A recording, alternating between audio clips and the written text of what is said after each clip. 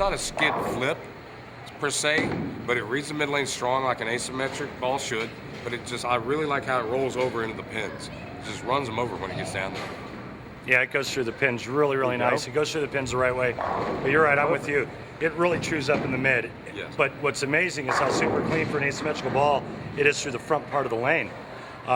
So with that, me being a guy that kind of rolls it a bit, I can still maintain and retain enough energy to get that ball to go through the pins the right way. Yeah, but I really like the way it chews up in the mids. Yes, but a lot of times people don't like asymmetric cores because when they move in, the ball quits. Right. It reads the mid lane strong, but it quits. And you've moved in and hooked it and done just about everything you've wanted to do, and it still continues down lane. Yeah, and if it starts to go a little bit, I just keep chasing it in, and I haven't run out of lane yet. And Correct. I'm standing now on like 39. I still have about 6 or 7 more left to go before I have to dodge the ball return. And the ball is showing no resemblance of a ball that's losing any energy. Correct. So it looks phenomenal from start to finish.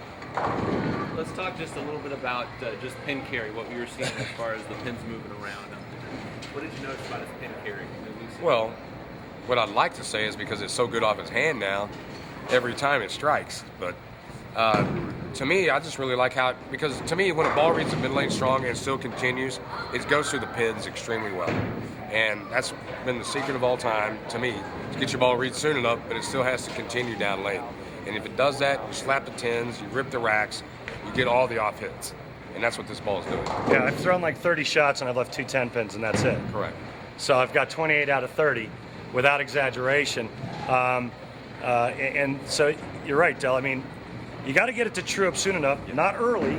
Correct. But get it to true up soon enough so it'll read the mids properly, and when it reads the mids properly without hooking early, it's going to go through the pins the right way. Still continues. Yeah, we took it from 1,000 to 4,000, Yes. and the ball actually looks like it has polish on it. It doesn't. Zero polish. So it's quite a unique cover stock from that aspect.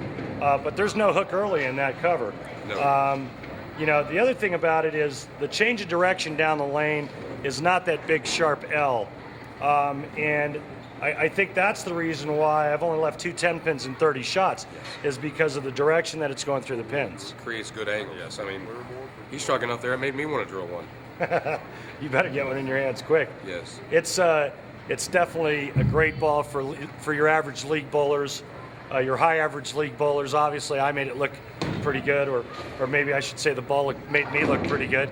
But yeah, it's versatile. Yeah, you even moved right and went straight with it. I did. I moved right and I took my hand out of it and went up the boards. It still cleared the front super clean. Yep. I moved in and I tried to kind of circle it a little bit, and it was this. For me, it just kind of went through the front part of the lane the same way every Yes. time, no matter what I did with my hand. Yes. And we're kind of on a high friction surface too. Right. And we're on a high friction surface, and it cleared the fronts, no matter if you're going straight or moved in and over. Right. And so what I like about that asymmetrical core is that when I'm going straighter with and I take my hand out, I move right and I get into a little more of the dry part of the lane, but the core is strong enough to read the mids, no matter if I'm going really straight and firm, Yep. or if I move in and start circling. Yep. Introducing the Lucid from Storm Products. See what the pros are saying on Twitter, #StormLucid. Available October 2nd.